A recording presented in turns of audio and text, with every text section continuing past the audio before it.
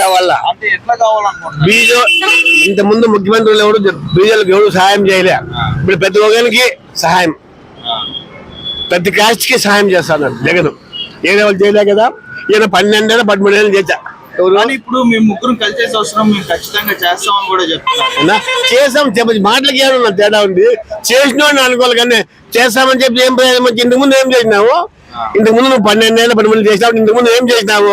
నీ బామ్మకి లక్షల ఎకరాలు అవి ఇవి ఉన్నావు. ఇంతకు ముందు ఏం చేసినావు చెప్పు. ఇప్పుడు కొత్తోడైతే చేస్తాడు అబ్బాయి, మేము నమ్ముతాం. అదే ఇప్పుడు సేమ్ అయ్యే పథకాలు సూపర్ 6 అని చెప్పేసి ఫ్రీ ఉమెన్. నువ్వు కొత్తోడైతే మేము చేస్తాను, మేము నమ్ముతాం సార్. ఇంతకు ముందు నువ్వు రాజ్యం వెళ్ళావు కదా సార్. ఇప్పుడు ఇంకా బాగా అప్పటికంటే బాగా వెళ్తానంటే నీకు పార్టీ నీ చేతిలోకి వచ్చి మమ్మల్ని వేయలేదేమని నువ్వు చెప్పు. నీకు తెలిసి నువ్వు చేస్తావు, అవునా? దానికనే మాకు నమ్మము. హిందూపురం నియోజకవర్గంలో అయితే కనుక హిందూపురం అంతా ఇక్కడంతా ఇంతకు ముందు అంతా నవాబులంతా ఎక్కువ తెలుగుదేశం పార్టీ. ఇప్పుడు ఈసారి అది కానీ వచ్చేటం లేదు. బాలకృష్ణ గారు కానీ వచ్చేటట్టు లేడు. ఆయన చేసేది ఏం లేదు. ఏదో అత్తగారి గురించి వస్తాడు, ఒక 3 రోజులు 4 రోజులు ఉంటాడు, వెళ్ళిపోతాడు. మాకు ఉపయోగం మన అట్లా పోతే మెడబట్టి గడ్డకు నూకుతారు. గడ్డకు పో, సాయ లోపల గడ్డకు పో అంటారు. ఏం ఉపయోగం వచ్చి అదే మన ఊరిలో అయితే మేము తీసి అడుగుతాము, ఏం చేసినామమ్మా ఏం. ఇప్పుడు ఆమె నిలబడింది, డీప్ గా ఉంది. ఆమె గెలిచింది అనుకో, ఆమె ఆడికి పోతుంది.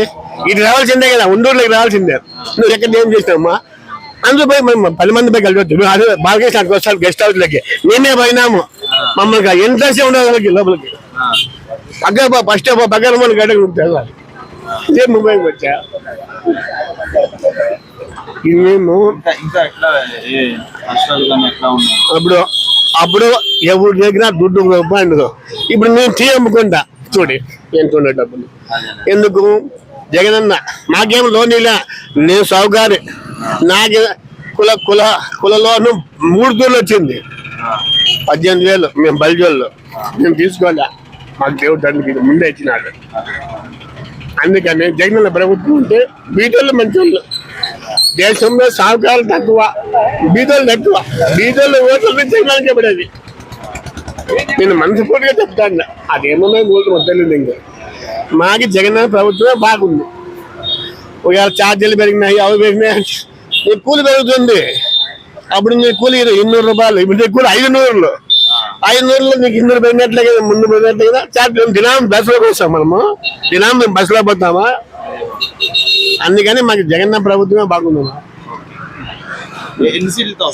అన్నా ఒకవేళ ముందని సీట్లు రాకుండా కానీ కొంచెం తక్కువగా రావచ్చు, ఒక 150 140 రూపాయలు రావచ్చు.